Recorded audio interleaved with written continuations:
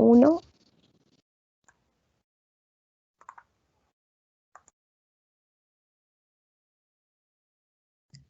Muy buenas tardes.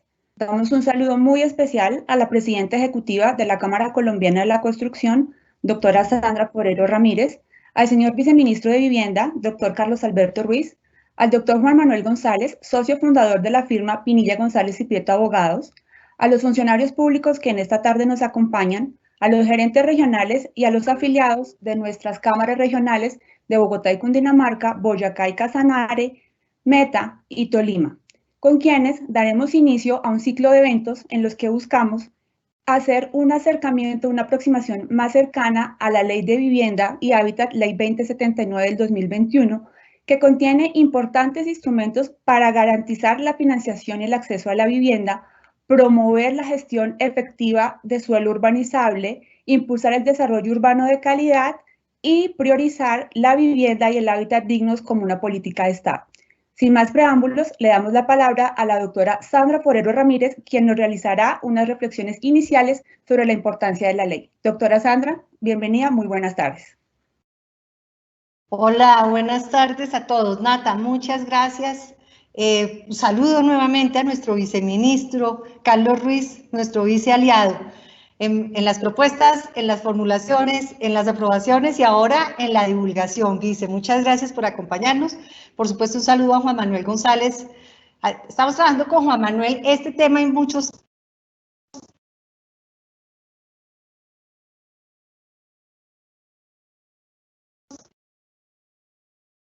realmente Juan Manuel son grandes aliados porque nos ayudan a contar en fácil estos temas que necesitamos que lleguen a toda la comunidad. Yo voy, y por supuesto un saludo a todos los funcionarios públicos, a nuestros afiliados. Hoy estamos convocando a las regionales de Bogotá y Cundinamarca, Boyacá, Meta y Tolima. Un saludo a nuestros gerentes de estas regionales que nos ayudaron a convocar. Y más que ayudar, que se apropian siempre, afortunadamente, de estos temas de manera muy seria, contundente y responsable, que con ese liderazgo nos ayudan a transmitir lo que hoy, temas como los que hoy nos convocan, que son buenas noticias a todas luces. Yo voy a compartir una presentación corta para hacer las reflexiones iniciales. ¿Me cuentan, por favor, si se está viendo la presentación? ¿Alguien me cuenta? Señora. Sí, señora. Listo. Perfecto. Hoy, ¿qué queremos? Resaltar una ley de vivienda y hábitat que tiene enormes oportunidades para todos, para el que compra vivienda, para el que construye vivienda, para el que gestiona proyectos, para los alcaldes y, por supuesto, un gran avance que tiene que ver con la vivienda rural. Pero, ¿qué queríamos hacer nosotros? Y lo digo con todo el cuidado, porque si hay algo que ha caracterizado a este gobierno y sobre todo al ministerio es que le dan espacio a todos los actores. Pero nosotros desde Camacol teníamos que avanzar en un ejercicio que venimos haciendo hace muchos años. Siempre buscando, por ejemplo, que la política pública de vivienda se considera una política de Estado. Eso claramente lo que permite lograr una visión de largo plazo, que permite la toma adecuada de decisiones, la priorización, la concurrencia de acciones en todos los sentidos, también en lo local, estrategias e instrumentos que permitan garantizar un ordenamiento de calidad para los hogares del país. El segundo elemento que es fundamental, que la Ley de Vivienda y Hábitat, esta Ley de Vivienda y Hábitat recoge muchas problemáticas y permite que los alcaldes y gobernadores tengan los instrumentos para realizar una eficiente habilitación de suelo. Tenemos que entender que la habilitación de suelo es un tema legítimo que está desde la Constitución, las leyes nacionales y lo local. La habilitación de suelo tiene los instrumentos para hacerse bien y se necesitaba un instrumento que fortaleciera eso y eso es una de las cosas que logra esta Ley de Vivienda y Hábitat. Y la Ley de Vivienda y Hábitat promueve la seguridad jurídica. Vamos en un camino correcto, seguramente, y por supuesto que nos falta camino por recorrer en el tema de seguridad jurídica, porque no todo depende de una ley, también depende de la implementación que se haga de ella y de los actores que tienen las competencias para implementar la ley. Pero es muy importante que se den instrumentos para promover esas decisiones frente al ordenamiento. garantizando siempre el desarrollo formal. Siempre nos verán y nos oirán a nosotros hablando de la formalidad, de cómo ganarle la batalla a la informalidad, de cómo lograr que que tengamos ciudades de calidad realmente, construcción de ciudad y de vivienda formal, con instrumentos de movilidad social y equidad. Rápidamente, en el primer punto, cuando hablamos de hacer de la política de vivienda y hábitat una política de Estado, hay dos principios fundamentales. Garantizar la continuidad de una de las políticas públicas de carácter social y económico más exitosas en la historia reciente de Colombia, la política de vivienda social.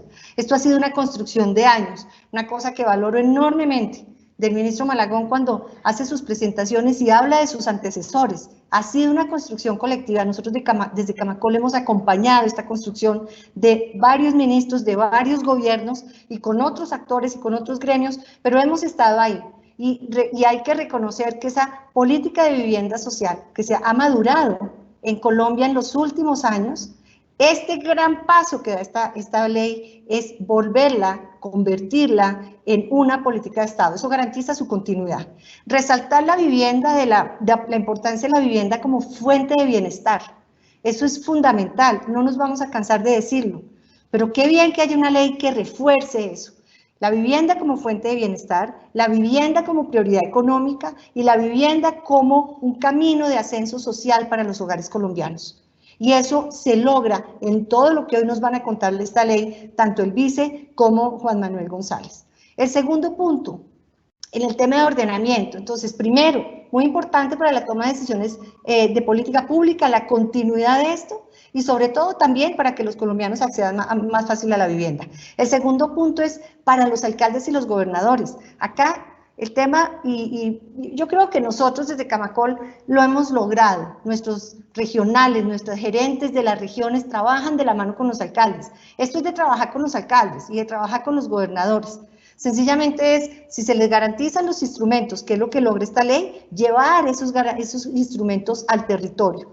Primero, hemos encontrado esos retos que tenemos para el ordenamiento del desarrollo urbano formal, un rezago en la cobertura de servicios de agua potable y saneamiento básico. Eso es suelo habilitado, lo que puede lograr agua potable y saneamiento básico, especialmente en las áreas de expansión urbana y rural. Eso imposibilita la habilitación de suelo y el desarrollo de vivienda, y acá, con esta ley, se dan los instrumentos. Segundo problema que estábamos enfrentando, el segundo reto, para no hablar de problemas o oportunidades o situaciones por atender, el déficit en espacio público. Y en uno de los elementos que no se había dado es que finalmente sí se genera espacio público. Seguramente podremos generar más, pero se genera espacio público con la urbanización formal, que es lo que nosotros representamos, pero unos grandes problemas o cuellos de botella que se dan en los procesos de incorporación de las áreas públicas y la entrega material a las administraciones. Un problema o una situación por atender que van a ver ustedes cómo se resuelve en la ley. La ejecución de cargas generales, esto es un tema, la discusión ya no es, y se equivocan aquellos que dicen que es que no, que es que a los constructores formales, bueno, a los informales ni hablemos, no les interesa o les preocupan las cargas generales. No, las cargas generales son una realidad. Lo que pasa es que tienen que ser con cálculos serios, pero además que sean articuladas al desarrollo formal. Lo que necesitamos es que se haga articulado al desarrollo formal y a una mirada integral de las ciudades. Ahí van a ver ustedes la solución. Y los planes parciales, el tema de la incorporación de suelo y el tema de habilitación de suelo. Había un artículo que se había propuesto y bueno, todo el mundo se opuso al artículo. Decíamos, bueno, listo, ese artículo no va, pero ¿qué hacemos entonces con los planes parciales? Planes parciales de 7 años, mientras que la informalidad va creciendo. Ese es el instrumento que tenemos por excelencia en la legislación colombiana para incorporar y habilitar suelo. Y necesitábamos un trámite que dé certeza, que permita saber los tiempos, cuáles son los términos que tienen los planes parciales, y aquí con la ley se dan grandes avances. Y termino con esto.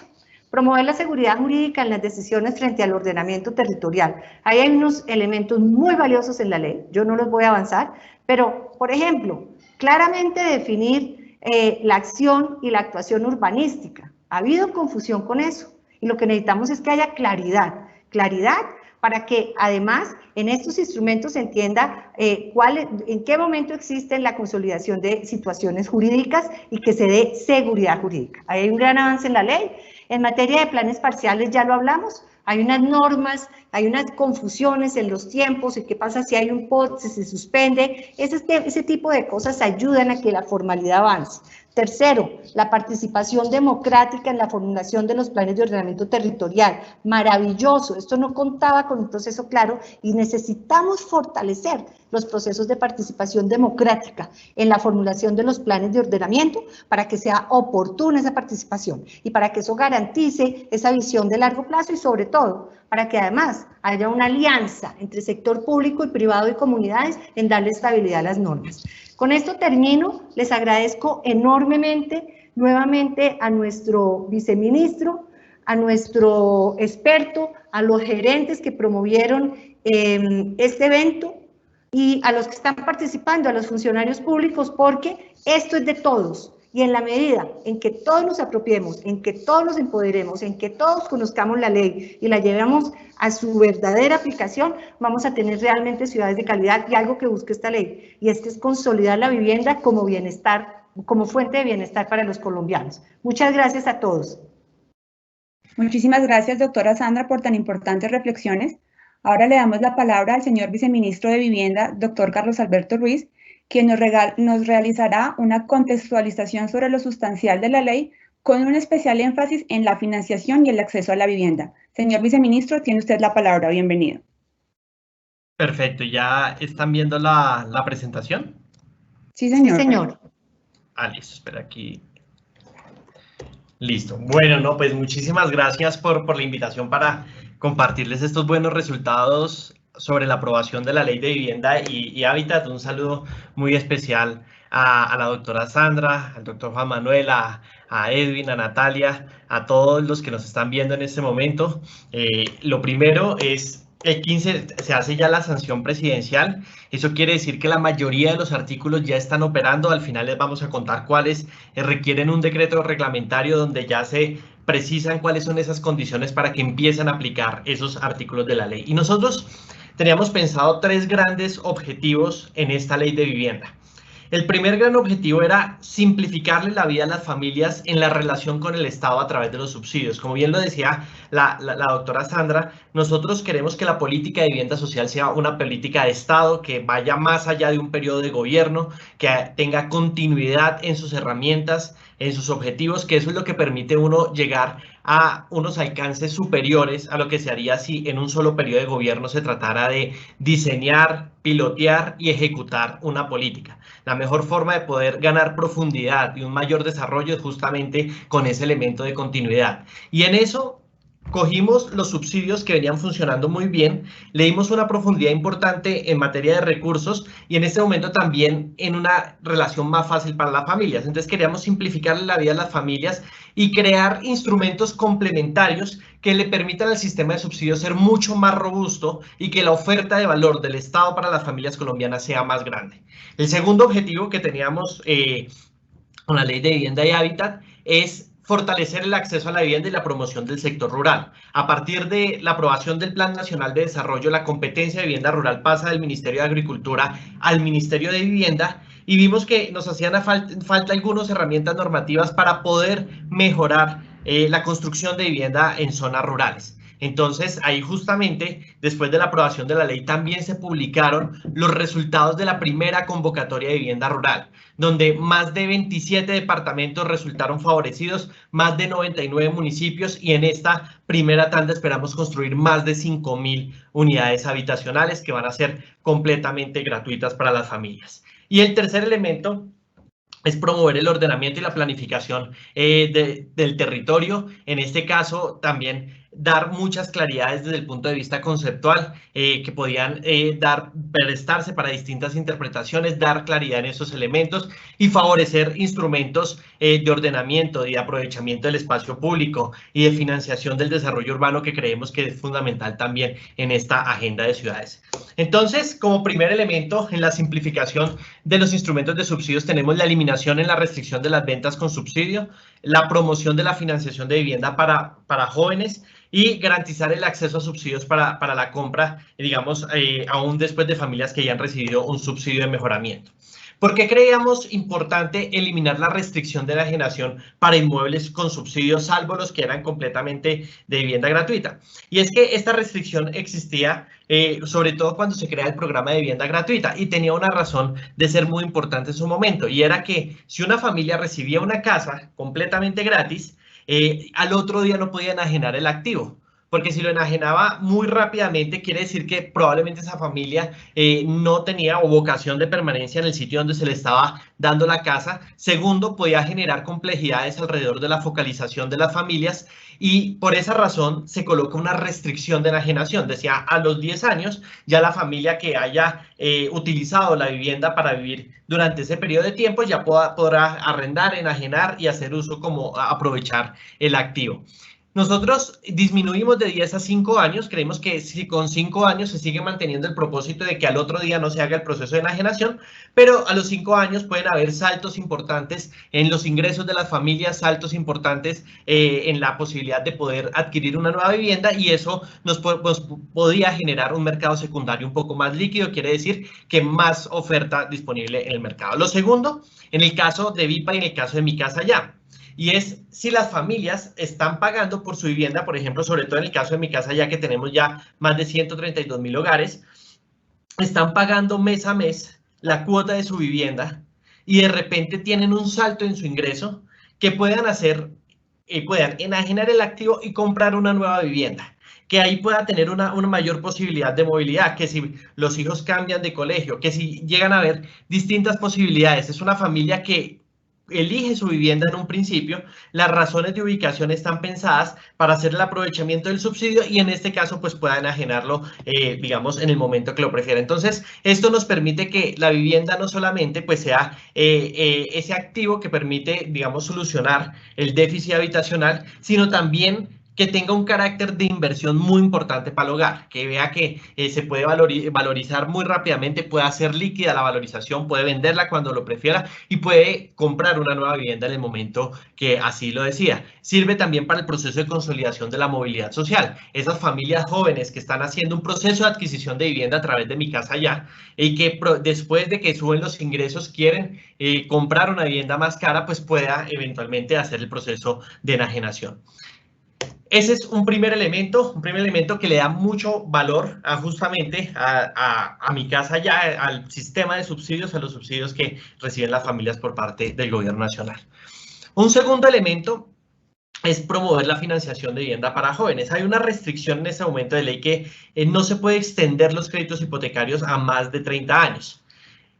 Y pese a que hemos tenido unas cifras interesantes en materia de personas que están comprando vivienda, por ejemplo, en el segmento de vivienda de interés social, más del 38% de las familias tienen menos de 30 años, y en el segmento Novis es alrededor del 27%.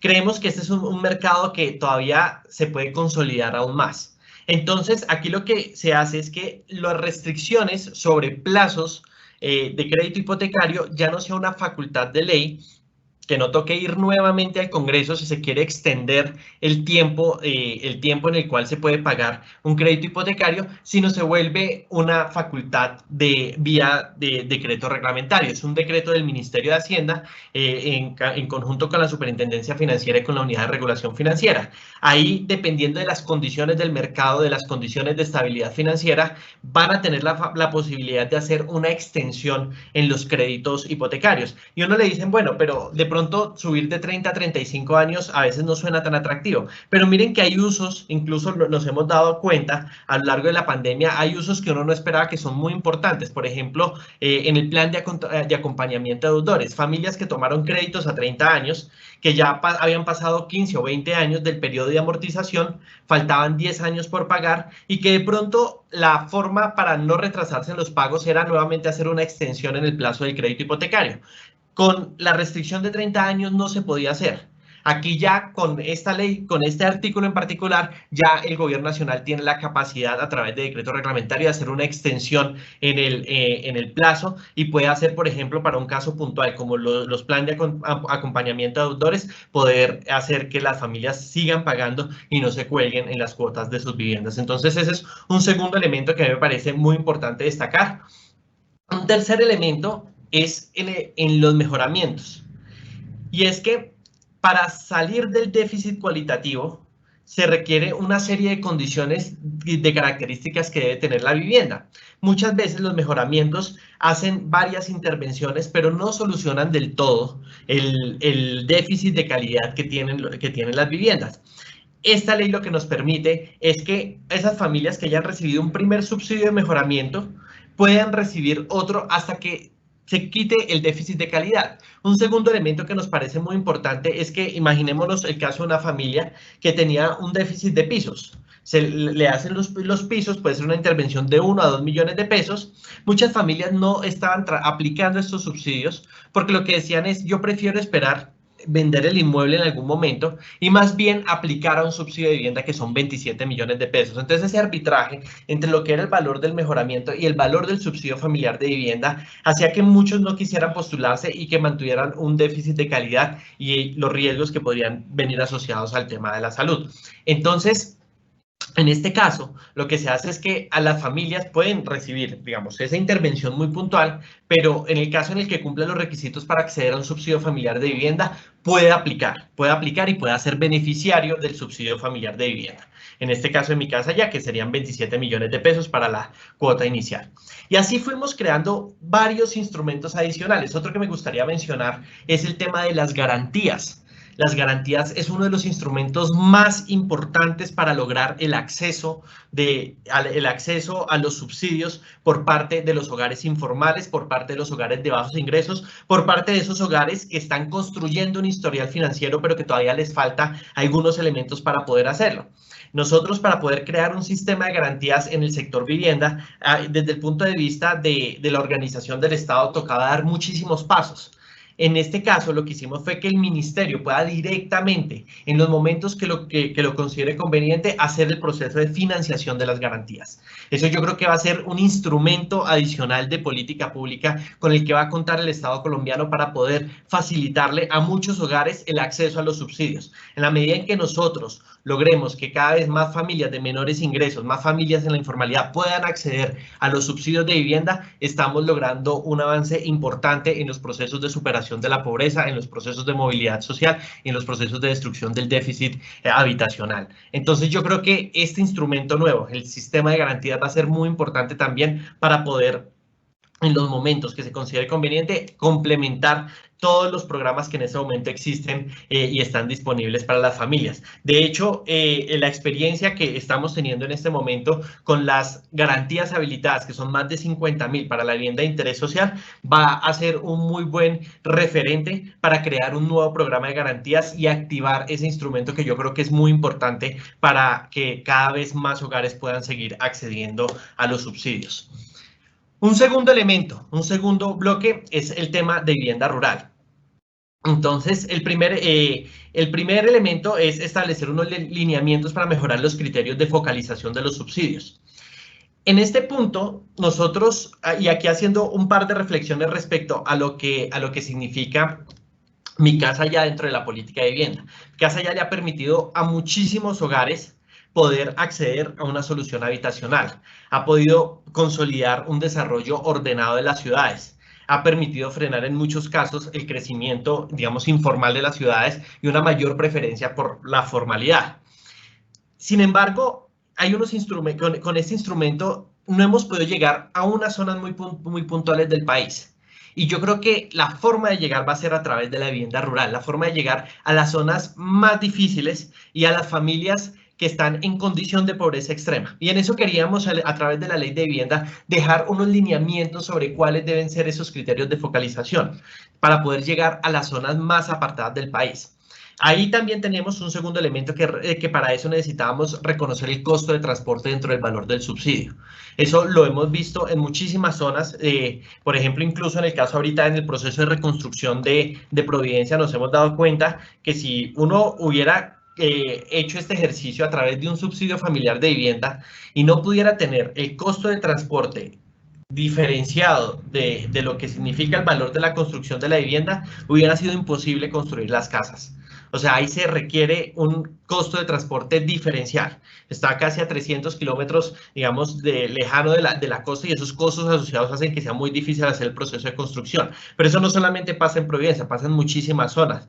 Unas zonas muy de difícil acceso del Chocó, de Amazonas, de Vaupés, de Guainía, donde necesitamos nosotros poder dar un tratamiento diferencial para poder construir vivienda de manera efectiva. Y el tercero es habilitar mecanismos de financiación para la vivienda rural. Entonces, ¿qué lineamientos para mejorar los criterios de focalización? Entonces hay unos elementos en particular que eso se puede articular con todas las entidades territoriales de género, etnia, edad, condición de discapacidad, si están en proceso de reincorporación. Ahí tenemos un artículo que permite construir vivienda de manera más fácil en las antiguas CTCRs y el reconocimiento de las víctimas del conflicto armado.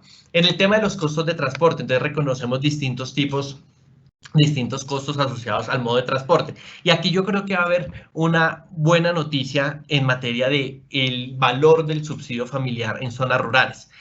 Antes era alrededor de 55 salarios mínimos, en este momento lo estamos aumentando a 70 salarios mínimos.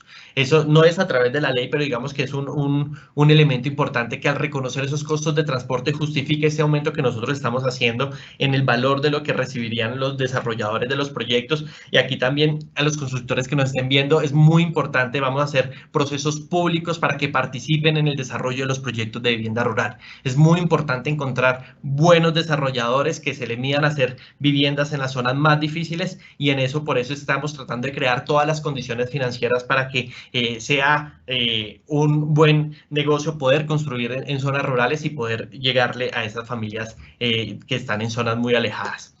Y el tercer elemento es consolidar unas bases para poder llegar con más instrumentos de vivienda rural. Nosotros creemos que aquí hay una línea de trabajo muy importante, que es la línea, digamos, de vivienda gratuita, ahí donde vamos a llegar a zonas bien apartadas, a familias en condición de pobreza extrema y con condiciones de focalización especial. Pero también creemos que hay otro conjunto de familias muy importante en la ruralidad, donde probablemente no vamos a llegar con soluciones gratuitas, pero donde necesitamos crear incentivos para poder llegar a esas familias y hacer rendir un poco más los recursos públicos. En eso, la creación del leasing y crédito hipotecario, algo parecido a lo que, digamos, como funciona Mi Casa Ya, permitir, digamos, una participación mucho más activa del sistema general de regalías ahí a través de los pliegos tipo y también unas condiciones especiales para que llegue la inversión privada en las zonas rurales en la construcción de vivienda. Y un tercer gran elemento de la ley de vivienda es promover el ordenamiento y la planificación del territorio. En esto, digamos, voy a hacer un poco más rápido en esta parte, digamos, para dejar al doctor Juan Manuel González hacer un poco un desarrollo más detallado de este tema, pero ahí ¿qué queríamos nosotros hacer? Simplificar los trámites para la adopción de planes parciales, sobre todo que las reglas de juego fueran mucho más claras, la optimización del proceso de concertación ambiental, y en esto digamos que no es solamente producto de la ley, sino de un trabajo previo que se viene haciendo, que de hecho se hizo durante prácticamente todo el 2020 a través del decreto POT, que hacía varias precisiones, daba varias alcances respecto a lo que significaba distintos artículos, y aquí lo que hicimos fue un poco más extender los tiempos de concertación como esa compensación a unas precisiones que se hacen en el decreto, y finalmente el aprovechamiento del espacio público.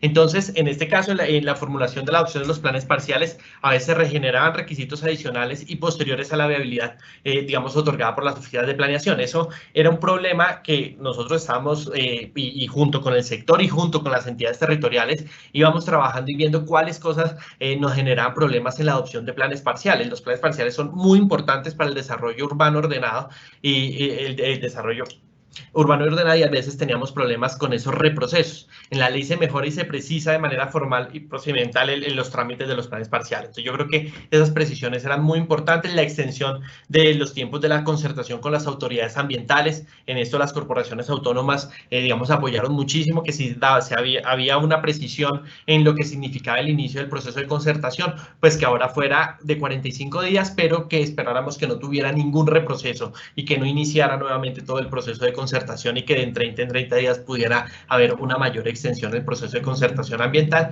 Y finalmente, el tema del aprovechamiento del espacio público, que hay veces dependía de regulaciones locales. Aquí digamos que damos unas reglas para que los municipios puedan aprovechar de manera más clara el espacio público. ¿Qué reglamentos y qué decretos nosotros tenemos que adelantar durante este año? Esperamos que sea lo más pronto posible para poder sacar adelante la ley. El tema de inflexibilidades, el que ya les había contado, de los subsidios, de que cuando una persona recibe un subsidio de mejoramiento, qué hacer para recibir un nuevo subsidio, y el de la restricción de habitabilidad de 10 años para los casos que no son vivienda gratuita. El tema de plazos, que ese es, digamos, del sector Hacienda. El de garantías, acá tenemos que sacar un decreto de garantías para que nos permita de manera directa poder hacer el proceso de financiación de garantías.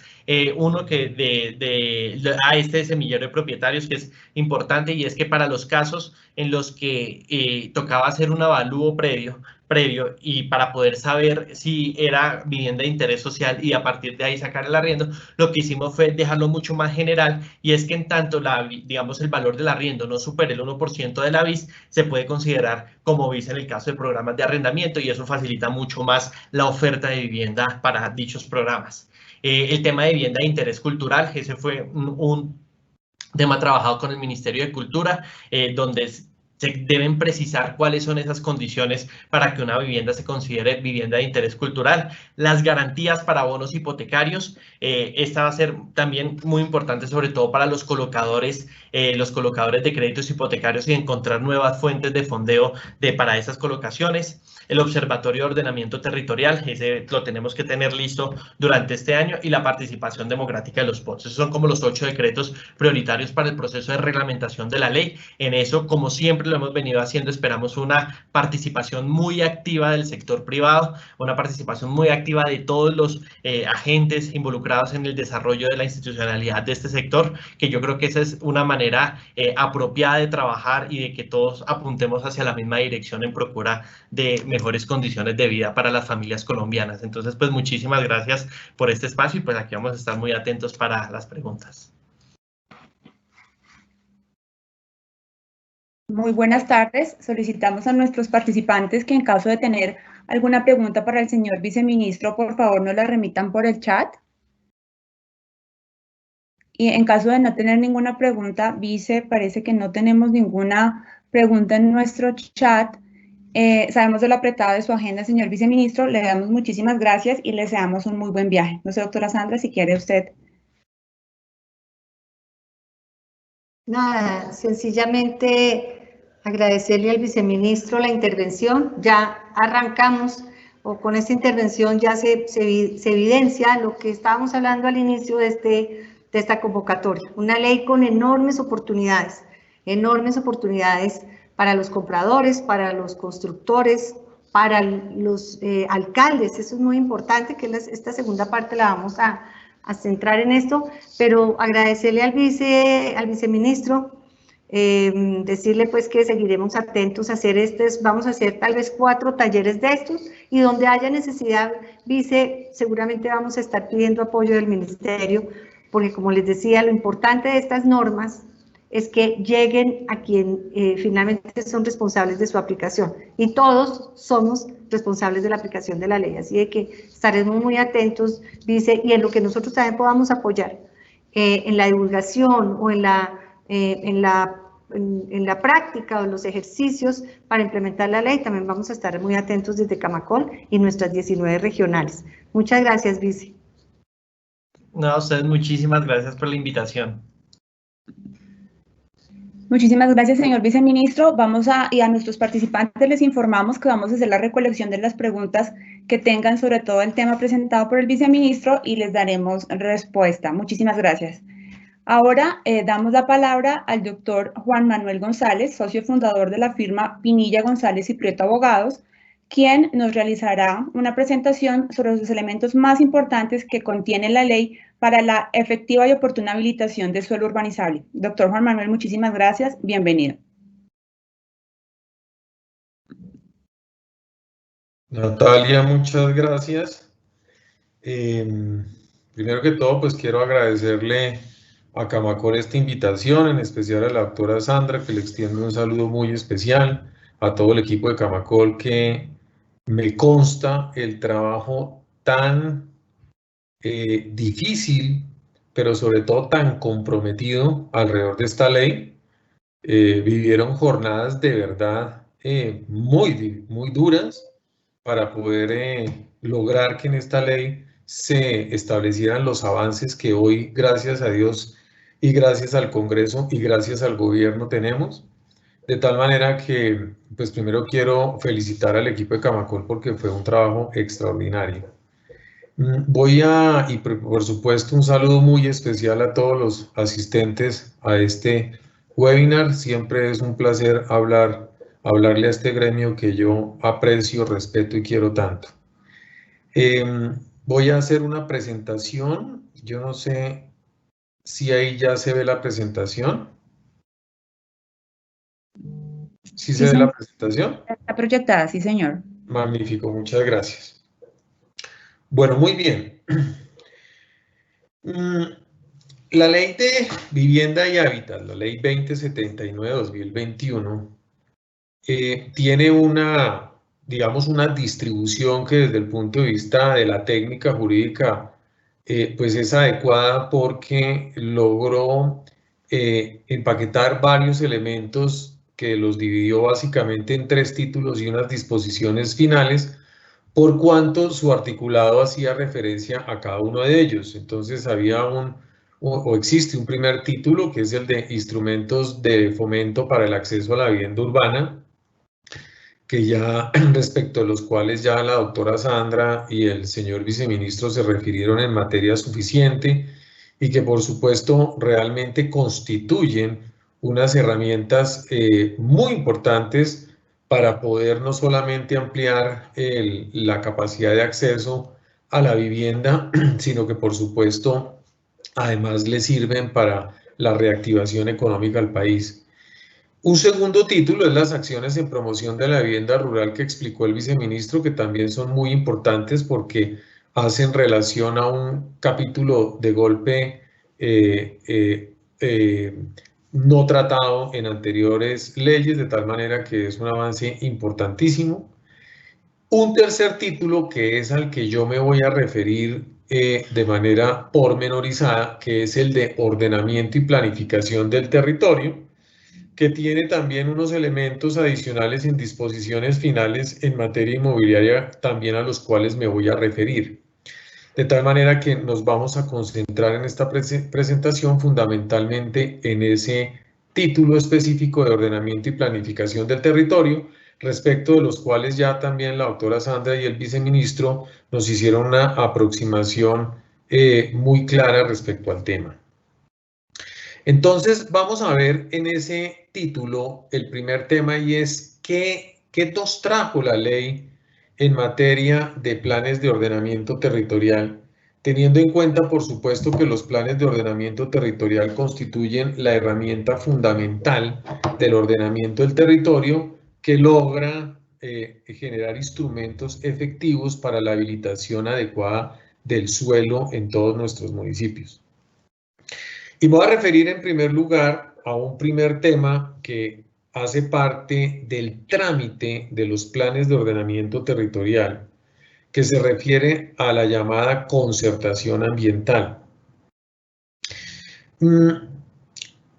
Todos sabemos que dentro del proceso de la expedición de los planes de ordenamiento territorial, este tema de la concertación ambiental se había venido convirtiendo en un tema de gran discusión por varias razones. La primera porque, pues, inicialmente se refería o siempre se ha hecho una referencia a que las autoridades ambientales en este proceso de concertación se involucraban en agendas o en elementos que no eran estrictamente ambientales y que de golpe originaban discusiones y procesos muy largos alrededor de los planes de ordenamiento territorial, que al final no solamente nos demoraban esos procesos de modificación de los POT tan necesarios para la habilitación del suelo, sino que además generaba unas discusiones que no tenían mayor sentido.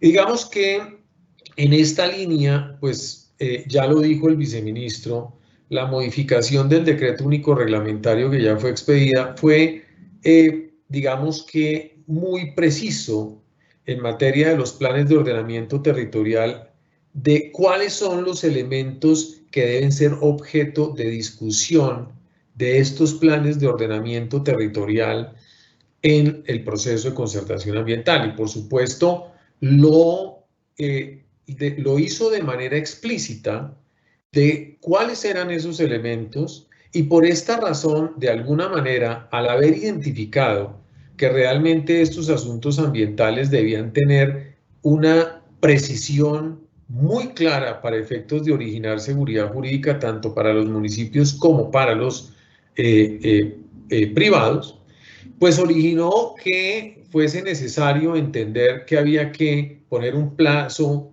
más razonable para ese proceso de concertación, y por eso se amplió de 30 a 45 días máximo.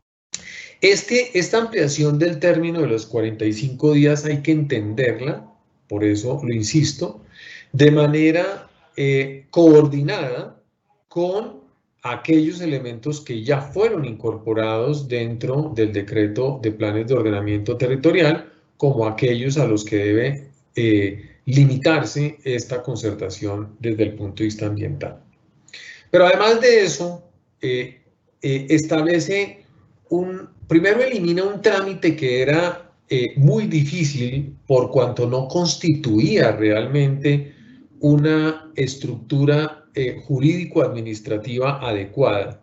Y era que, pues, en las normas existentes teníamos un supuesto recurso de apelación de los elementos no concertados frente al Ministerio de Ambiente. Y realmente, pues, era un error en la técnica legislativa, por cuanto el Ministerio de Ambiente no es el superior jerárquico de las corporaciones autónomas, de tal manera que, por supuesto, había un error jurídico muy grave al pretender señalar que los elementos no concertados por las corporaciones fuesen objeto de recurso de apelación frente al Ministerio.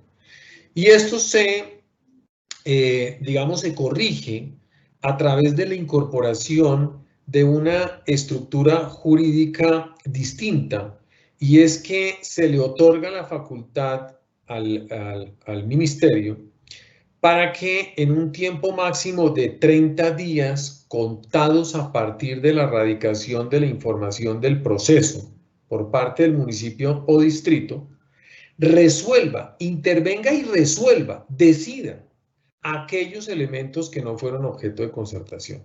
De tal manera que no se trata de un recurso por vía gubernativa que eventualmente podría dar lugar a acciones de tipo judicial, sino que se constituye una herramienta de certeza jurídica en el sentido que en el sistema ambiental nacional se pone una competencia en cabeza del ministerio en materia de decidir aquellos elementos no concertados, por cuyo efecto lo que se hizo fue asignársele una competencia de carácter específico para tomar esta decisión. Y por el otro lado, pues se crea una mesa conjunta cuando existen dos o más autoridades ambientales competentes en el territorio objeto de modificación o implementación del plan de ordenamiento territorial. Esto es muy importante porque resuelve esos famosos conflictos de competencia que se han sucedido alrededor de modificaciones de planes de ordenamiento territorial en municipios o distritos donde existen dos o más corporaciones autónomas con competencia. Y por supuesto eso originaba unos reprocesos y unos digamos, trámites adicionales entre que el proyecto iba de una corporación a otra y de la otra a la otra. Y en este caso, lo que sucedió fue que se creó lo que se denomina una mesa conjunta para que no haya en esos reprocesos, sino para que en un mismo proceso las dos corporaciones o las tres, las que sean, que tengan competencia en ese territorio, puedan intervenir en la concertación de esos elementos ambientales frente a los municipios o distritos. Y si esto lo unimos a la competencia que acabamos de señalar del ministerio, pues va a lograr desde el punto de vista del trámite que el trámite quede totalmente cerrado, en el sentido que aquello en donde, por supuesto, no haya concertación entre las dos corporaciones y el municipio, pues tendrá esa competencia en cabeza del ministerio que va a resolver esas diferencias en un término muy rápido, que es 30 días. Un tercer elemento fundamental, y ya lo mencionaba la doctora Sandra, para nosotros esto constituye un elemento de verdad importante, porque como ya lo dijo el viceministro, va a ser uno de los elementos de reglamentación por el gobierno nacional, es que se incluye la obligación del gobierno de reglamentar los mecanismos que garanticen la participación democrática en la formulación de los planes. ¿Y esto por qué es importante? Esto es muy importante porque, de alguna manera, la falta de reglamentación de estos mecanismos de participación ciudadana ha originado una enorme incertidumbre jurídica cuando son aprobados los planes de ordenamiento territorial. Por cuanto la interpretación de cuál es la forma y el mecanismo de la participación ciudadana quedó al arbitrio o bien del proceso judicial o bien de la visión de la propia administración municipal o distrital. Y de hecho vimos a lo largo de todos estos años cómo esos procesos de participación ciudadana en la formulación de los POT pues no eran absolutamente distintos de un municipio a otro. La forma como se asumía esa participación era distinta, de tal manera que esta reglamentación va a ser muy importante, y esa capacidad legal que se le otorgó al gobierno nacional es muy importante porque va a poder racionalizar, primero, racionalizar la participación. Eso quiere decir que habrá que señalar cuál es el alcance de esa participación, quiénes pueden realizar esa participación, cuáles son los mecanismos para realizarlo y cuáles son las obligaciones del Estado en garantía de esos mecanismos. Pero no menos importante es que esto va a permitir introducir herramientas que existen ya en muchos otros países del mundo en materia de participación ciudadana, a los que se les denomina por virtud de la doctrina la lealtad en la participación. Y este principio de la lealtad en la participación no es otra cosa que cuando la ley genera una apertura reglamentaria clara en esas herramientas de participación, si bien es cierto los ciudadanos tenemos derecho a hacerlo conforme a ese cauce legal que se ha reglamentado, una vez que lo hagamos, nos volvemos leales con la decisión.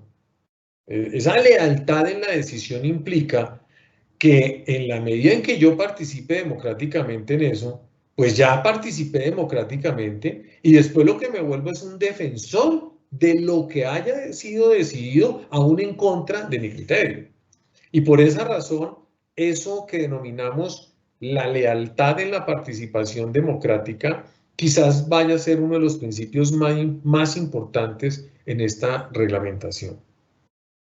Entonces, como vemos, este tema de los planes de ordenamiento territorial fue abordado de una manera, digamos, acertada en esta ley, en el sentido que asume elementos que desde el punto de vista de la legislación preexistente o estaban de alguna manera no visualizados o por lo menos no tenían la entidad que hoy ha sido incluida en esta nueva reglamentación.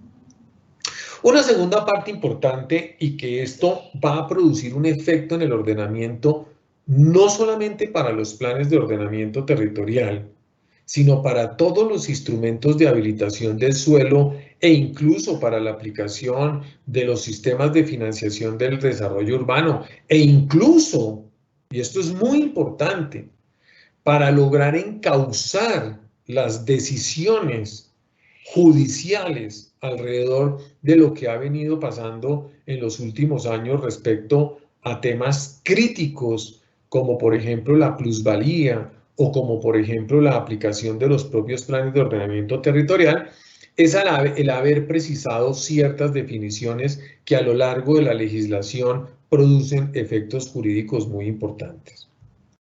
Una primera y fundamental es la acción urbanística. Esto es muy importante porque esta ley aborda con claridad la distinción entre la acción urbanística y la actuación urbanística. Ya sabemos claramente que la forma como estaba redactada la Ley 388 de 1997 a veces generaba confusiones en dónde era el punto de diferencia entre la acción urbanística y la actuación urbanística, y por supuesto este punto de diferencia tenía unos efectos jurídicos importantes en plusvalía, en seguridad jurídica, en materia del ordenamiento, tanto para las entidades como para los particulares, y por supuesto, y muy importante, incluso en esa actividad reglamentaria que podía desarrollar no solamente la nación, sino los propios municipios y distritos, tanto en sus planes de ordenamiento territorial como en los demás instrumentos que lo desarrollen. Y entonces, en este sentido, digamos que se señaló con toda claridad respecto de la acción urbanística, que la acción urbanística, que por supuesto hace parte de la función pública del urbanismo, pues constituye aquella parte en donde el Estado tiene esa capacidad para establecer el ordenamiento del territorio a partir de normas sobre su uso y aprovechamiento.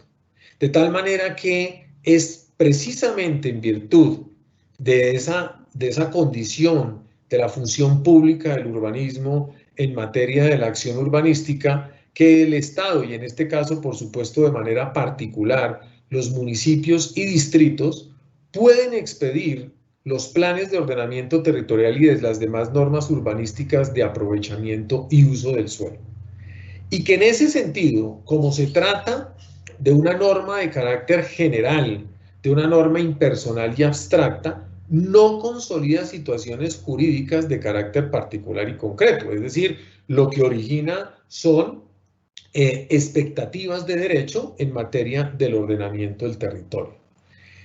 Y digamos que esto se contrapone contra la definición que vamos a ver más adelante, que también le incluye la propia norma, que está en la actuación urbanística, que como veremos más adelante, de manera expresa señala que la actuación urbanística sí consolida una situación jurídica de carácter particular y concreto y por lo tanto origina un derecho adquirido. Eso es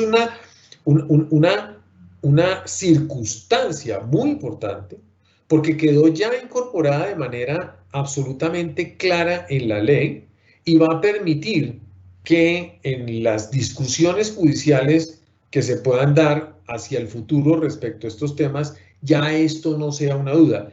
Yo creo que en esto vale la pena agregar que hace muy poco, y esto será un tema seguramente de otras charlas, ya afortunadamente la jurisprudencia del Consejo de Estado en esta profundidad sobre la acción y la actuación urbanística han venido avanzando mucho a lo largo de los años y a pesar de muchas decisiones contradictorias de las diferentes secciones y subsecciones del Consejo de Estado alrededor de este tema, ya hoy contamos con sentencias de unificación de jurisprudencia que han logrado establecer con toda claridad esta distinción.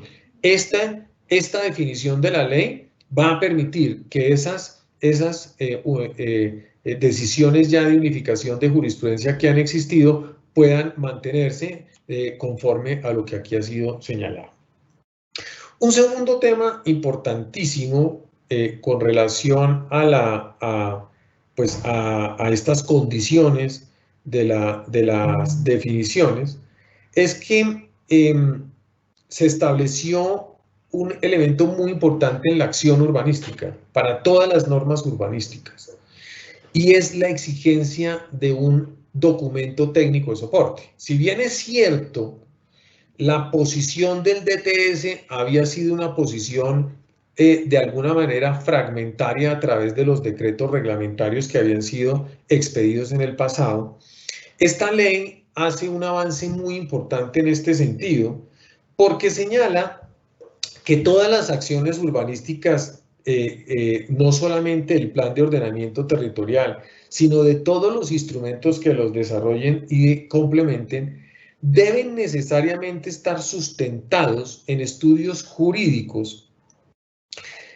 ambientales, de servicios públicos y todos los demás que se puedan requerir para el pleno, para conocer plenamente. Utiliza una expresión que a mí me gusta mucho, porque utilizó la expresión conocimiento pleno del territorio y su viabilidad financiera.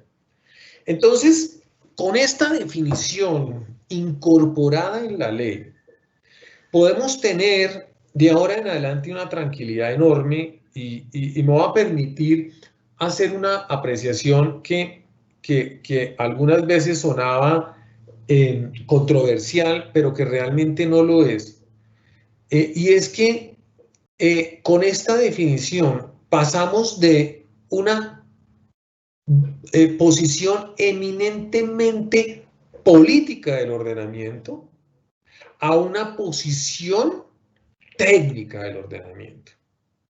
Esta afirmación realizada en la ley respecto de la acción urbanística deja completamente claro que cualquier decisión, cualquiera, que se tome en materia de acción urbanística, bien en un plan de ordenamiento territorial, en un decreto reglamentario, en una resolución de una secretaría de planeación, todas las decisiones que se aborden alrededor de esto, o sus derogatorias,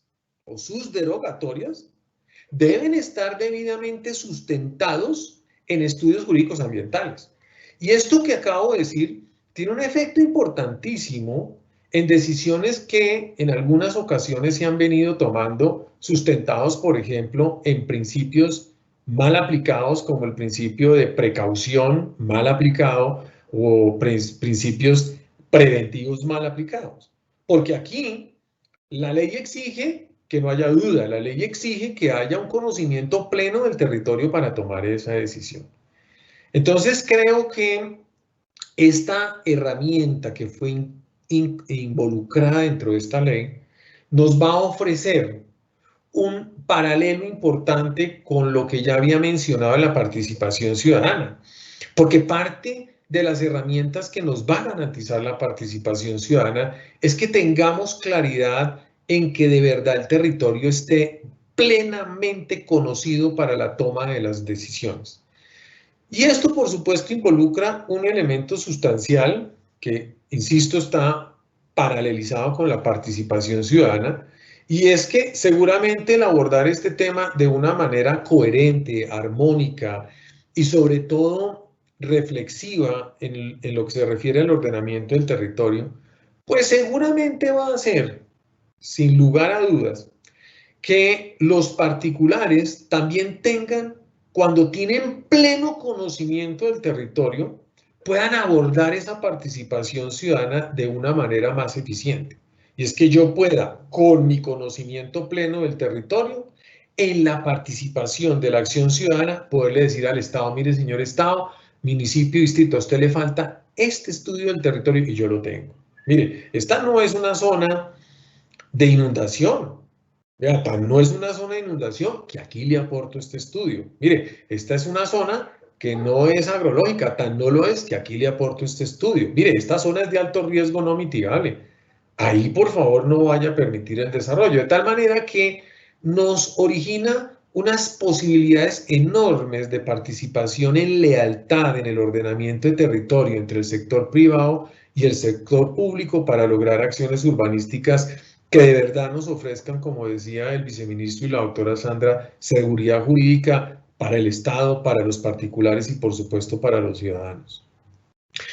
En cuanto a las actuaciones urbanísticas, ya lo había dicho, es muy importante porque esta definición ya aborda un punto fundamental, y es que en términos jurídicos claros, la actuación urbanística, como su nombre lo señala, ya se refiere a esa parte de la función pública del urbanismo que le permite al Estado autorizar a los particulares o autorizar a otras entidades del Estado a actuar sobre el territorio. ¿Y cómo se actúa sobre el territorio? Pues se actúa sobre el territorio a partir de las llamadas licencias urbanísticas.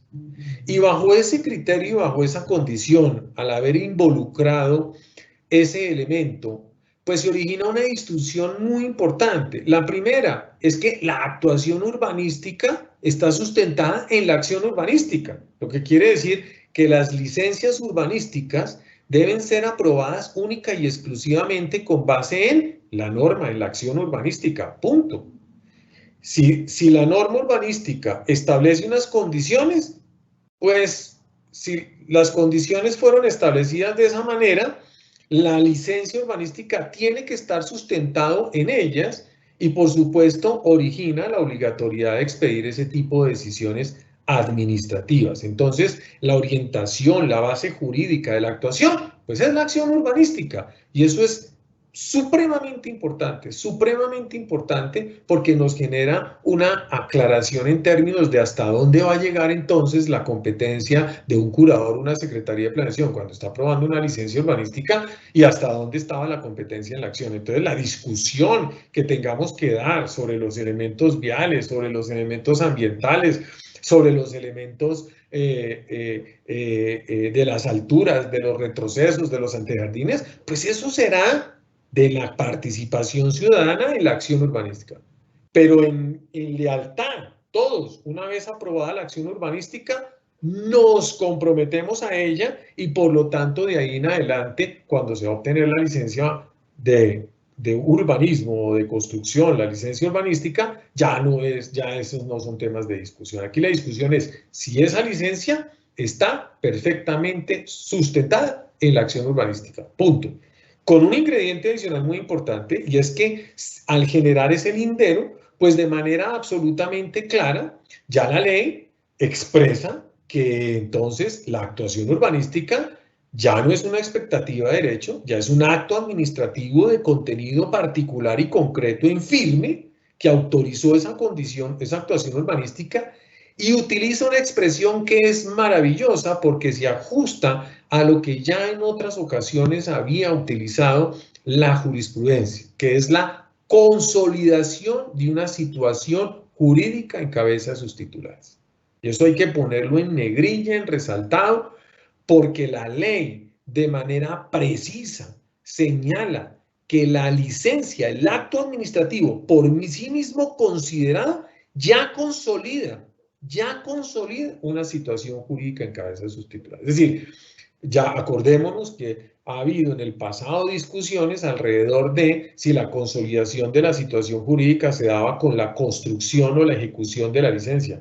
Aquí la ley es clara al señalar, no señor, no es con la ejecución, sino que la expedición de la licencia consolida esa situación jurídica en cabeza de su titular. Muy importante, nos va a resolver muchas discusiones alrededor, por ejemplo, de plusvalía. Ya quedará claro entonces cuál es la acción urbanística, que es la que se aplica a la plusvalía. Entonces, no puede haber plusvalía, como todavía en algunas partes sucede, que liquidan plusvalía con base en licencias urbanísticas como si fuera una acción urbanística, y queda claro, pues, dónde está ese lindero entre la acción y la actuación urbanística. Muy importantes estos procedimientos, estas definiciones, perdónenme, porque realmente nos dan un paso adelante, pero importantísimo en la defensa de estos contenidos de tipo jurídico. El tema de los procedimientos para los planes parciales. El tema de los procedimientos para planes parciales ya lo señalaba el viceministro y ya lo señalaba la doctora Sandra, pues hubo también avances muy importantes, muy importantes. Primero, hay un elemento fundamental en la ley, y es que respecto de los procedimientos para planes parciales existía una cierta duda o una cierta, digamos, un cierto vacío, si así lo podemos llamar, en el sentido de cómo se trataban los procedimientos que no se encontraban taxativamente señalados en la ley respecto de los planes parciales. ¿Qué normas le aplico? Y en ese sentido, digamos que hubo un avance muy importante porque la ley señaló que con relación a las radicaciones incompletas, y por supuesto entonces se aplica a la radicación completa por contrasentido, se aplica todo lo dispuesto en el artículo 17 de la Ley 1437 de 2011, que fue sustituido por el artículo 1 de la Ley 1755 de 2015, que como ustedes se acordarán, pues son nuestras muy buenas leyes en materia de la reglamentación completa del llamado derecho de petición.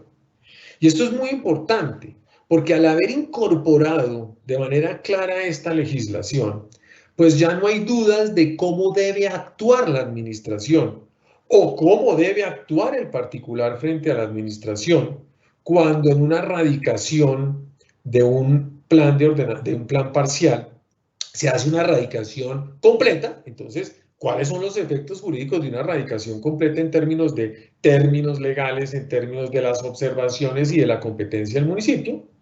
O en la radicación incompleta, ¿cuáles son los derechos que tendría un particular para complementar esa radicación incompleta? ¿Cuánto tiempo tiene?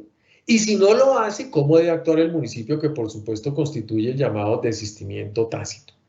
Pero esto es muy importante porque resuelve una gran cantidad de conflictos jurídicos alrededor de las radicaciones de los planes parciales, de tal manera que hoy en día ya tenemos claro que esos efectos se resuelven a través de las condiciones como está resuelto, por supuesto, para los trámites alrededor del derecho de petición. Y pues en este sentido, pues se dejó totalmente claro además que la Oficina de Planeación tiene 30 días hábiles desde la fecha en que se hizo una radicación completa del proyecto, que se puede prorrogar solamente por 30 días hábiles más por una sola vez, para que tome la decisión después de la formulación o de dar viabilidad o de negar la viabilidad a través de un acto administrativo, so pena de que se origine el silencio administrativo positivo respecto de la viabilidad. Por el otro lado, hay un tema muy importante, y es que desde el punto de vista de los procesos o del trámite del plan parcial, como los planes parciales pueden ser de origen particular, por parte de los particulares, por parte de los interesados, en todo el proceso del plan parcial, digamos que cuando uno ve el trámite del plan parcial como hoy está regulado en Colombia, pues el particular participa de manera activa en el plan parcial respecto del municipio, de manera activa. Y pues es el que presenta los estudios, contesta las observaciones, hace las sustentaciones del caso, presenta el proyecto de decreto, presenta el documento técnico de soporte, etcétera, etcétera, etcétera, etcétera. Pero curiosamente participaba en ese proceso, pero una vez el proceso pasaba a las instancias de la concertación ambiental, solamente hay una relación entre el municipio y la corporación. Y eso, por supuesto, que genera a veces unos reprocesos muy grandes en términos de tiempo, porque la corporación le hacía o le hace observaciones respecto de la concertación del plan parcial al municipio. El municipio, como no fue quien elaboró los estudios, los analizó, sí, por supuesto, pero no los llevó a la profundidad, a ese conocimiento técnico profundo que pueda tener el particular respecto a la formulación, pues le transmitía esas observaciones, a veces formalmente, a veces informalmente, al particular, para que las contestara y después se las llevan a la corporación, generando una cantidad de reprocesos que ni le sirven a las corporaciones, ni le sirven a los municipios, ni por supuesto le sirven a los formuladores de los planes parciales. De tal manera que en este sentido se generó, la ley utilizó la expresión podrán, yo hubiera preferido la expresión deberán. Dice que en ese proceso se podrá solicitar a los interesados que hayan elaborado todos estos estudios la sustentación de los mismos en el proceso de concertación. ¿Para qué? Para que el particular acuda a esas mesas de concertación de manera directa y no se generen esos reprocesos. Como lo digo, yo hubiera preferido la expresión deberán, pero la expresión podrán, por supuesto, es un avance importante, porque en algunos casos de planes parciales existía la discusión y había corporaciones que se negaban a que el particular fuera a sustentar sus estudios porque consideraba que no tenían ningún interés legítimo en el proceso de concertación. Por el otro lado, con relación a estos procedimientos, se logra un tema muy importante que resuelve también inconvenientes procesales que se habían sucedido en el pasado, y es ¿qué pasa cuando no se logra esa concertación ambiental? Entonces no se logró la concertación ambiental porque, voy a citar un ejemplo cualquiera, porque faltaba un análisis de una porción de suelo en materia de riesgos, y eso daba lugar a que hasta ahí llegaba el proceso del plan parcial, después de 3 o 4 años de procedimiento, y había que volver a empezar. Esta norma, la ley, permite que el interesado, y fíjense ustedes que aquí la ley reconoce nuevamente al promotor y al formulador como un actor fundamental del trámite frente a las autoridades ambientales, porque señala que ese interesado, no el municipio, no el distrito, el interesado en el plan parcial, pueda ajustar esos elementos de la concertación ambiental que no fue posible resolverlos en la concertación y reiniciar el trámite. ¿Dónde? Pues en el momento en que se quedó, en el momento de la concertación ambiental, dentro de los 6 meses siguientes al momento en que se hubiese expedido ese archivo por virtud de la no concertación ambiental. De tal manera que abre una posibilidad para que no vuelva a arrancar en la formulación y pase por la viabilidad y pase por todos los, digamos, elementos dentro del trámite del origen inicial del plan parcial, sino que pueda pararse en ese momento del trámite de la concertación y solicitar que se desarchive y por lo tanto que con base en esa solución de la concertación pueda suscribirse la concertación ambiental y se pase directamente ya después de ella a la adopción del decreto y no generar un retroceso. Por supuesto que en esto se señala claramente que el particular tiene por la capacidad de señalar, pues que no pida ese desarchive, sino que simplemente pueda volver a radicar. Es decir, esto es sin detrimento de la facultad ya legal existente en el sentido de que yo puedo volver a radicar el plan parcial desde el principio. Esto es, digamos, una posibilidad para disminuir ese reproceso. Y un tema muy importante es el régimen de transición frente al cambio normativo. Esto es muy importante porque en el régimen de transición por el cambio normativo suceden 2 cosas fundamentalmente. Una primera muy importante y es ¿qué pasa cuando cambia el plan de ordenamiento territorial o cualquier norma en que debía fundarse ese plan de ordenamiento territorial? Cuando esa norma cambia una vez que ya ha sido expedido el acto administrativo de la viabilidad del proyecto del plan parcial. Y, por supuesto, el plazo para su adopción. Acordémonos que para la resolución de viabilidad puede haber silencio administrativo positivo, ¿no? Entonces, el silencio administrativo positivo de la viabilidad también marca un punto en esto del régimen de transición. Entonces, si ya hay resolución de viabilidad o silencio administrativo positivo de viabilidad del plan parcial y cambia la norma urbanística después de que ésta haya sido expedida, el solicitante, el formulador, el promotor, el desarrollador del plan parcial tiene derecho a que sea con base en esa norma urbanística vigente para ese momento que se resuelva todo lo que va a suceder en el plan parcial de ahí en adelante. Y todo lo que va a suceder en el plan parcial de ahí en adelante, pues son ni más ni menos que la concertación ambiental y por supuesto todo el proceso de participación ciudadana de ahí en adelante y la adopción posterior del decreto por parte del alcalde. Entonces este es un régimen muy importante porque también rompe con un problema que teníamos en el pasado y es que, por supuesto, si me lo preguntan, yo hubiese querido que eso fuera un régimen de transición que abarcara la radicación de la formulación. Sin embargo, pues al final la ley tomó la decisión de hacerlo desde la resolución de viabilidad y en eso pues hay que respetar que hubo una posición seria a mi modo de ver en el sentido que la formulación no originaba ninguna condición de derecho, mientras que la resolución de viabilidad sí, porque finalmente es un acto administrativo. Y un segundo elemento respecto del régimen de transición que es muy importante, porque resuelve cosas que ya han sucedido a lo largo y ancho de todo el país en el pasado, y es, ¿qué pasa cuando yo estoy en un trámite de plan parcial y la jurisdicción contencioso administrativo suspende provisionalmente ese plan de ordenamiento territorial con base en el cual yo estaba tramitando el POD? Como veníamos hasta el momento, pues me quedé sin plan parcial, perdí la inversión, perdí todo lo que había sucedido.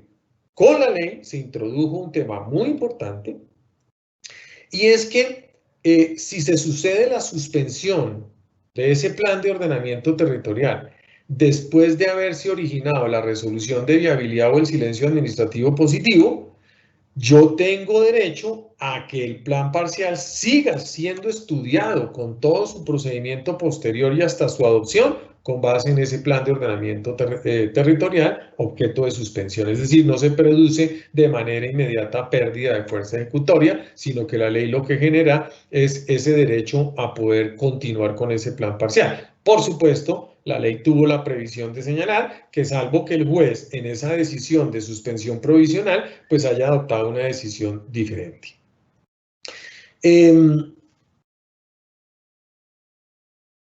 Y viene un punto también importante respecto al cual ya se había referido la doctora Sandra, que es la financiación de obras de carga general. Y aquí hay un tema importantísimo. Primero, porque pues al haber resuelto el tema de qué es acción y actuación urbanística, pues queda clarísimo que es la acción urbanística la que genera esa determinación de qué constituye carga general. Y entonces, al tener claro esa condición, pues también se origina un avance muy importante en la interpretación de las formas de pago de plusvalía que ya traía la legislación colombiana. Y es que de manera expresa el artículo 32 de esta ley señala que se autoriza de manera clara y expresa destinar o pagar la plusvalía a través de la ejecución de obras de infraestructura de carga general que se encuentren dentro del suelo objeto de acción urbanística. Y esto es muy importante porque digamos que con esta condición, obras tan importantes como malla vial arterial, suelos de malla vial arterial, elementos de la estructura ambiental del municipio, sistemas matrices de servicios públicos domiciliarios, sistemas de transporte público masivo, elementos de residuos, de deposición de residuos, es decir, todos los elementos que hayan sido calificados en el componente general del plan, que constituyan carga general y que estén dentro de ese suelo, pueden plantearse cómo pueden ejecutarse su construcción, su obra, su financiación en el suelo a través del pago de la plusvalía originada en el propio proyecto. Y para estos efectos, la ley señaló un inciso muy importante y es que no solamente hizo lo que denominaríamos una apertura en los vehículos jurídicos, porque dijo que se pueden celebrar acuerdos de pago en especie y de contratos de fiducia.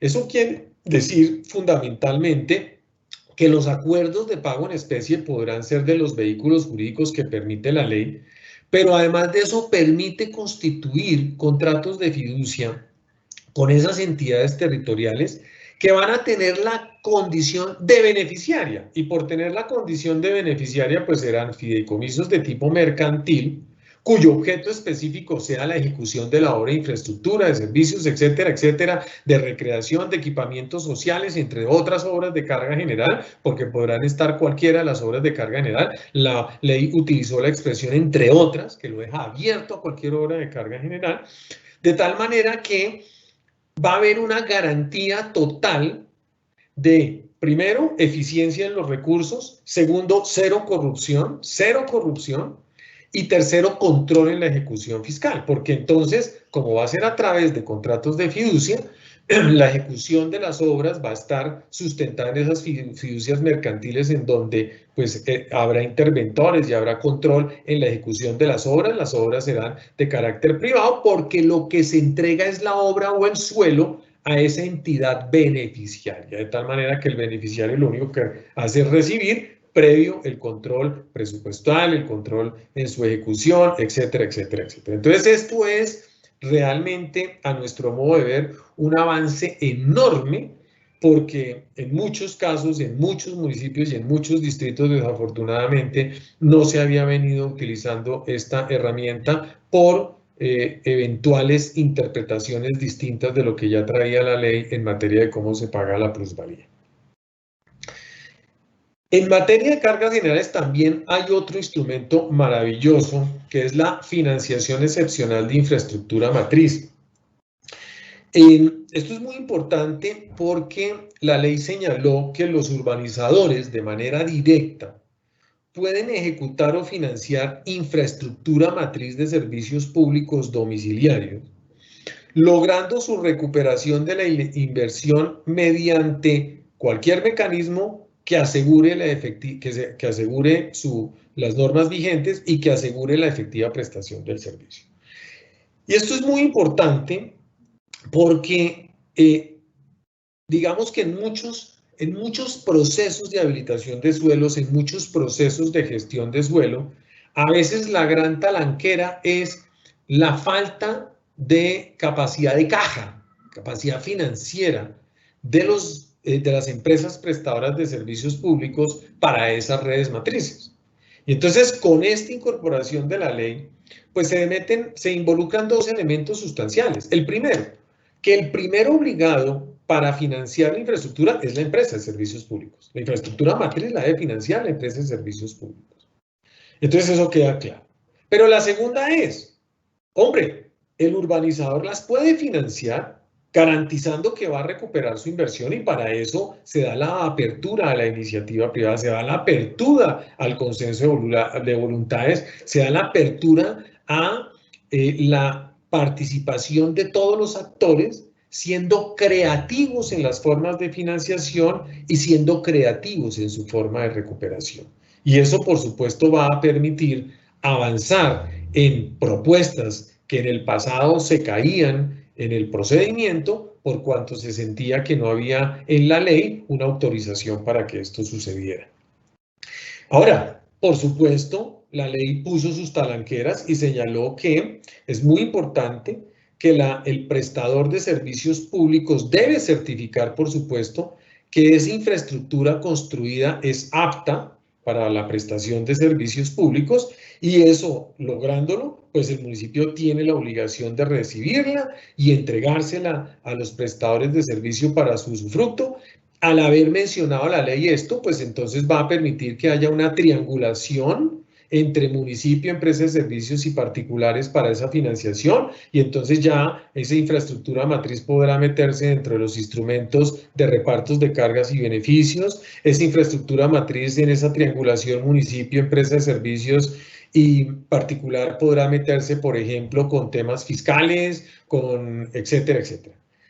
Y por supuesto la ley señala que lo importante ahora es que esa infraestructura, como se va a financiar de manera distinta, su valor no se debe incluir en el cálculo de la tarifa que se cobrará. Y eso, por supuesto, tiene también unas virtudes enormes, porque hace que de pronto soluciones de operación que no existían, por cuanto la tarifa no alcanzaba para la operación, se puedan resolver porque ya no hay que meter en la tarifa ese costo de la infraestructura, sino que simplemente voy a meter los costos de operación.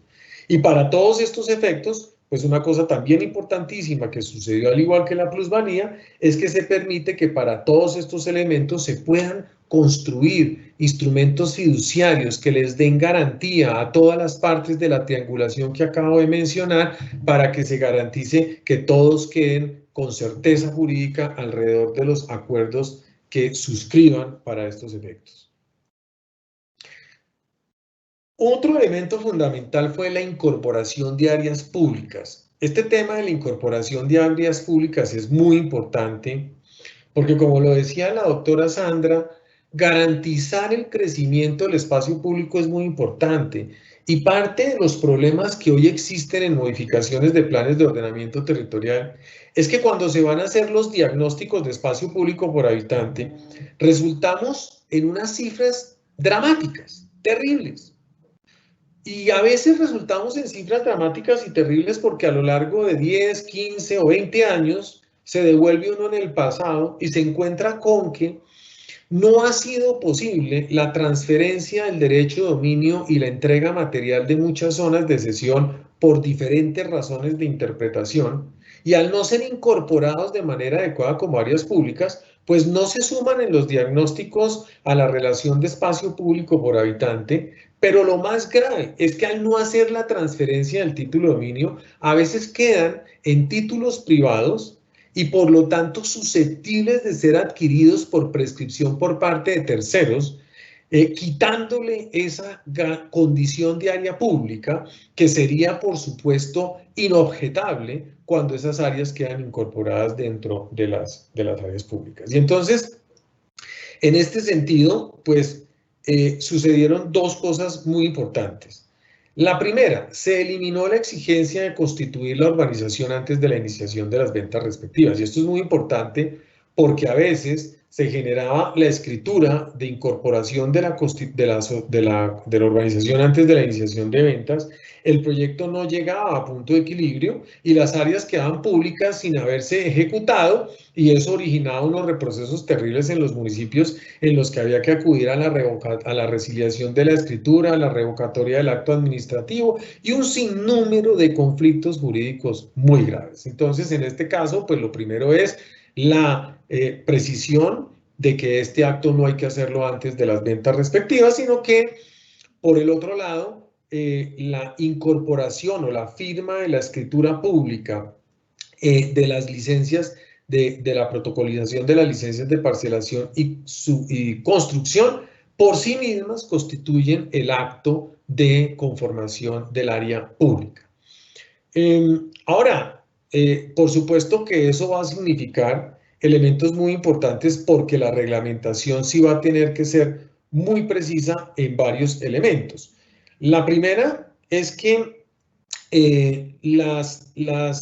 la reglamentación debe tener mucho cuidado con el procedimiento que debe suceder cuando yo ya he incorporado o ya he protocolizado la escritura de la licencia de urbanismo y tengo que hacer modificaciones del urbanismo estando vigente. ¿Qué pasa?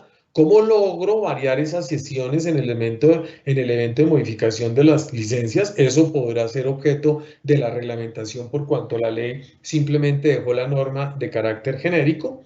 ¿Cómo va a ser ese procedimiento para la concurrencia entre el municipio o distrito en ese acto de transferencia jurídica? ¿Cuáles son la fórmula para la participación del municipio con el objeto de que no se generen reprocesos o que se demoren esas entregas escriturales y materiales? Eso será un tema que tendrá que resolver también el reglamento, y por supuesto un procedimiento de entrega que sea de manera más ágil, de manera más efectiva por parte de los desarrolladores, con el objeto que se logre llegar a un punto que digamos que en la doctrina jurídica del mundo es importante, y es, independientemente de las discusiones que se puedan dar sobre la forma como se ejecuten las obras alrededor de las sesiones públicas, Lo más importante en el Estado es poder tener el título de dominio y tener las herramientas efectivas para que pueda recibir las áreas de cesión y que en aquellos casos en que existe incumplimiento de las obligaciones de cargas, bien sea originadas en la licencia o en la acción urbanística, tenga de verdad a través del reglamento medidas eficientes para exigir que se hagan los correctivos necesarios y puedan hacerse la generación de las áreas públicas en la manera en como hayan sido señaladas, tanto en la acción como en la actuación urbanística. Pero poder romper esa barrera de la no entrega y no transferencia del dominio que tanto daño le está haciendo a la conformación de una buena estructura de espacio público en el país. Finalmente, pues hay unas normas adicionales que trajo la reglamentación de esta ley que se refirieron básicamente a temas de propiedad horizontal respecto de la ley 675 de 2001, que realmente se orientaron específicamente a las viviendas de interés social y viviendas de interés prioritario, buscando básicamente flexibilizar algunas de las normas de la ley 675 que estaban volviendo muy gravosos en términos de procedimiento y en términos de financiación estas propiedades horizontales de BIS cuando se trate de 5 o menos unidades privadas. Y la flexibilización básicamente consiste en que, por un lado, las declararon exentas de la inscripción y certificación en las alcaldías municipales respecto de la representación legal de la persona jurídica. ¿A qué se refiere eso? A que pues cuando uno hace la protocolización del reglamento de propiedad horizontal, tiene que llevarlo a la alcaldía y pagar unas expensas por la inscripción de esa propiedad horizontal para que sea expedido, que también tiene unas tarifas, una certificación de esa representación legal y que pueda operar en la vida jurídica. En este caso, lo que hizo la ley es que para estos casos específicos de vivienda social de menos de 5 unidades o de 5 unidades, pues que no sea necesaria esa inscripción, sino que simplemente esa escritura pública constituye el acto que permite la certificación. Ahora, será muy importante que la reglamentación precise de manera clara que esa escritura a la que se refiere la ley es la escritura de protocolización de la propiedad horizontal y un poquito la forma en cómo se debe certificar. El segundo tema es en el tema de la Asamblea General. Constituir una Asamblea General en estas unidades siempre había sido difícil y entonces, por ejemplo, voy a citar un ejemplo, para hacer una modificación de una unidad de estas, ante una curaduría urbana le pedían el acta de la Asamblea General aprobando la modificación y esto pues era imposible en materia de este tipo de viviendas y lo que hizo la ley fue simplemente señalar que ahí la Asamblea General es potestativa, por cuyo efecto el reglamento, la reglamentación va a tener que especificar unos mecanismos que puedan generar la toma de decisiones distintas a la Asamblea General. Seguramente van a ser mecanismos que van a estar orientados a la simplicidad de esos mecanismos para hacerlos fácil en la toma de la decisión. Y por el otro lado señala que los famosos fondos de imprevistos que la ley ha señalado que pueden permitirse hasta el 50% del valor de las expensas necesarias para el sostenimiento de una propiedad horizontal y que por supuesto constituyen una afectación importante en el costo de la cuota de sostenimiento que se debe hacer de manera mensual o de manera ordinaria o extraordinaria, pues esto lo que señala la ley es que esa constitución del fondo debe ser potestativa, un poquito buscando que pues se disminuyan esos costos de financiación o de mantenimiento de esas áreas comunes. Y por el otro lado, pues indica que no se necesita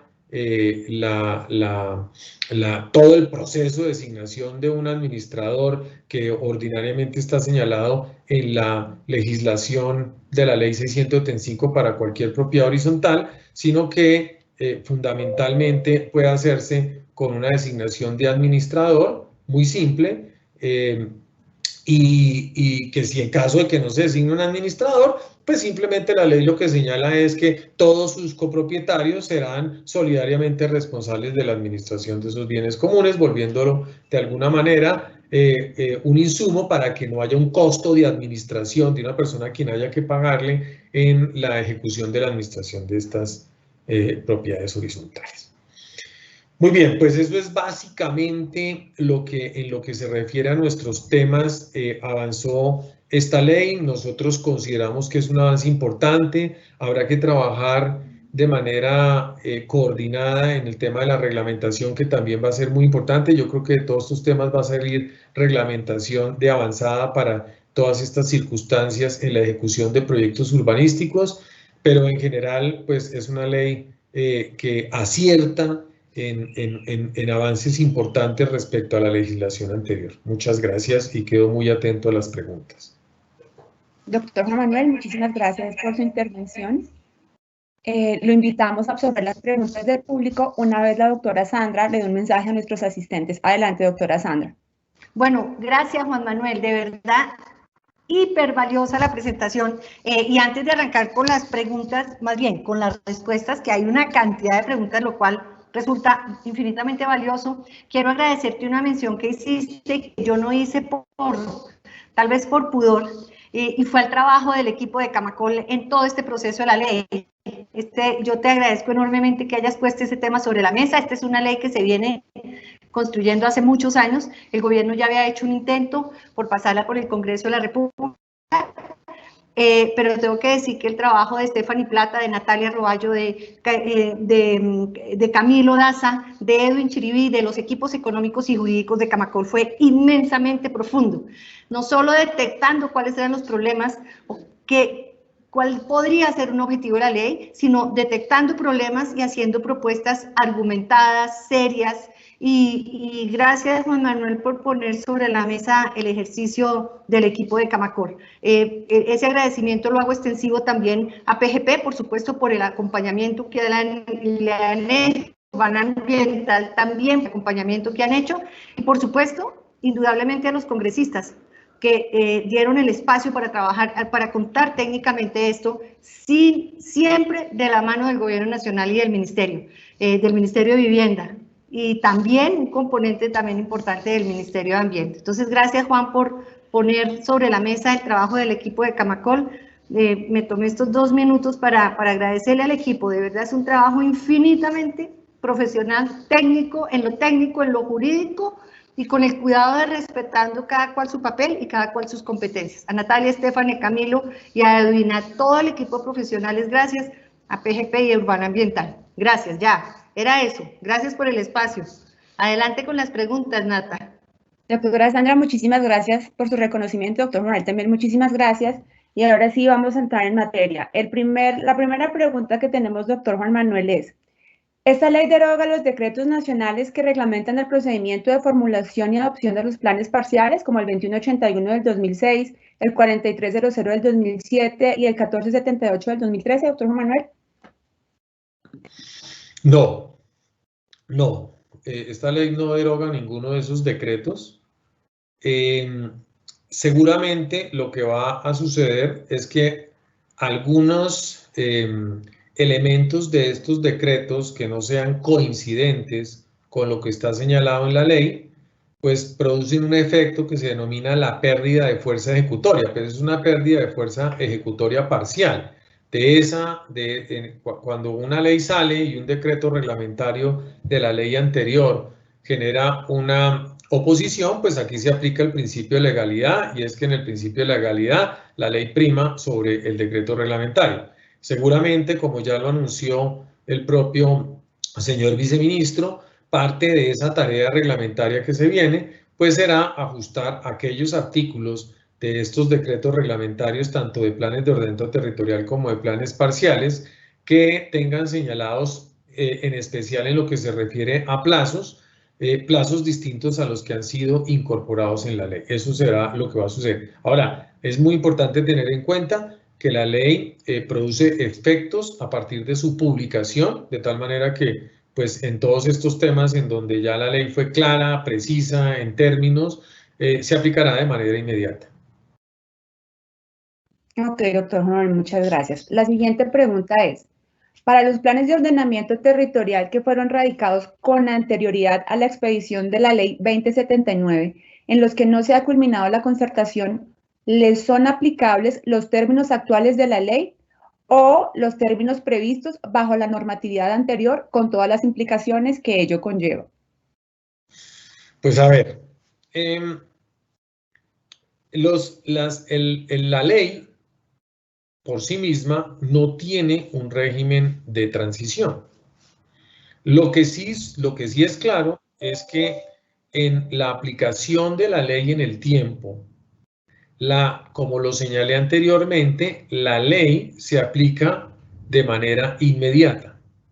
En lo que se refiere a procedimientos, las normas sobre procedimientos son normas de orden público y por ser normas de orden público son normas de aplicación inmediata.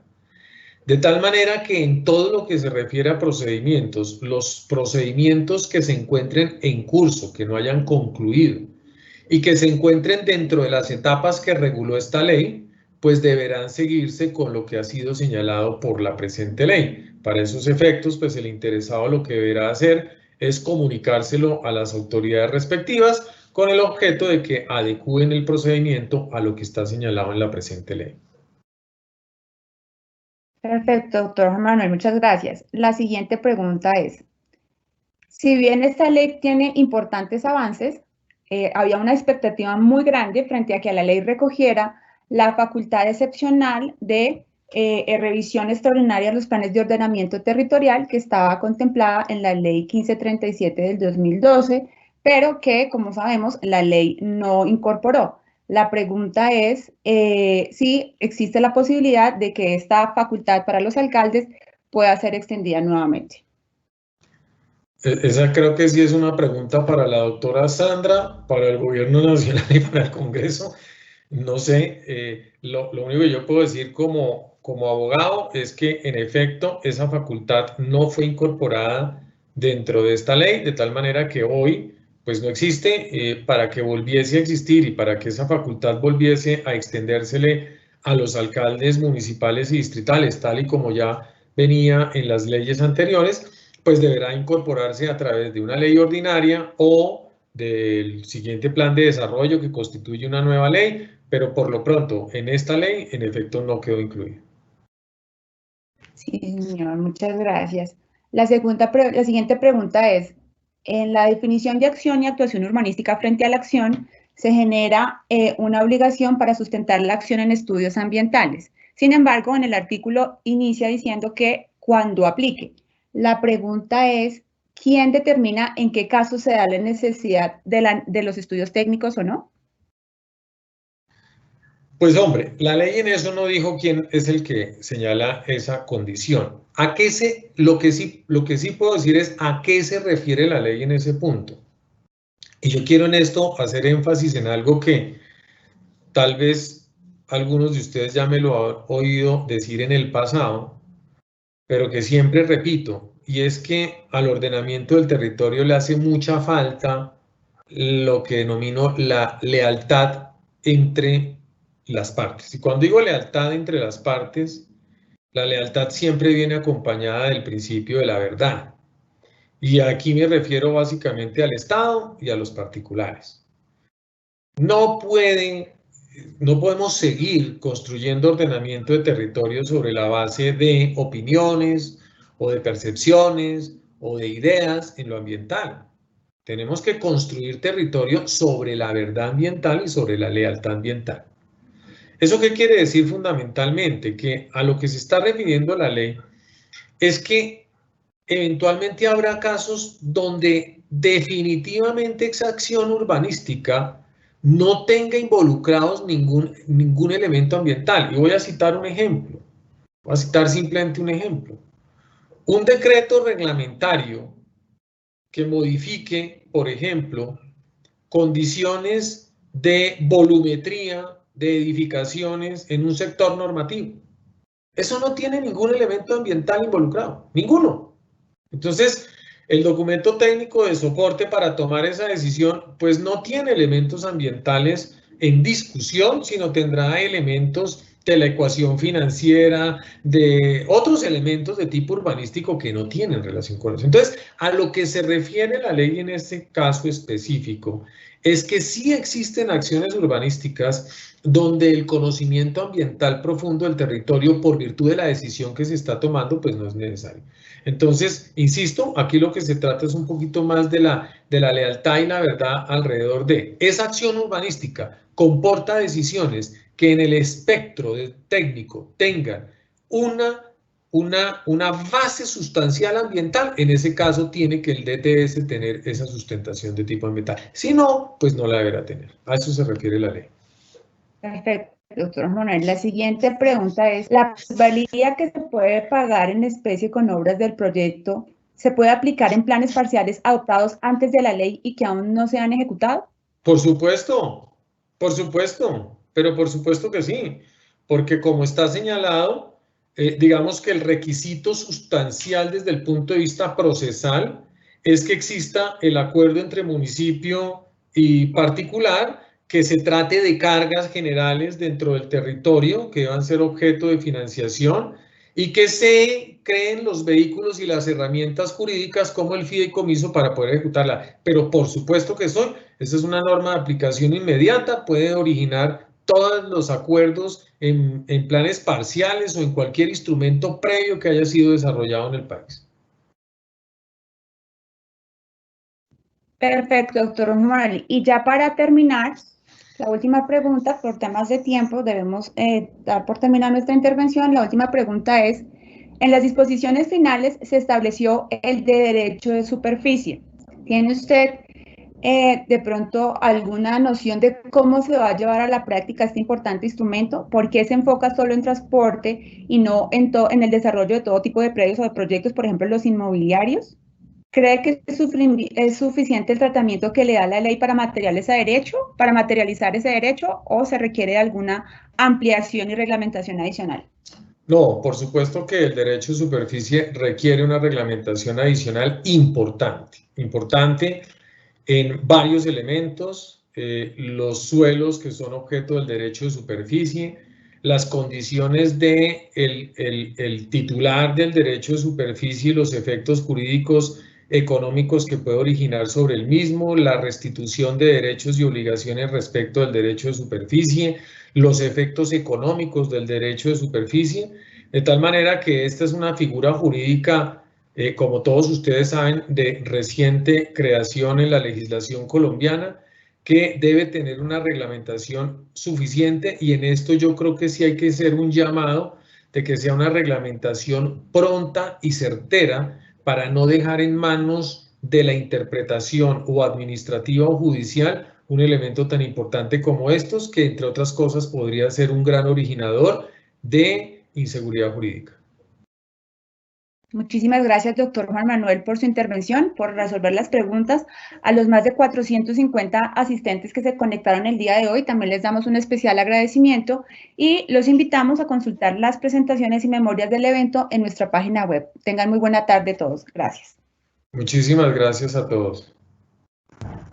Gracias a todos.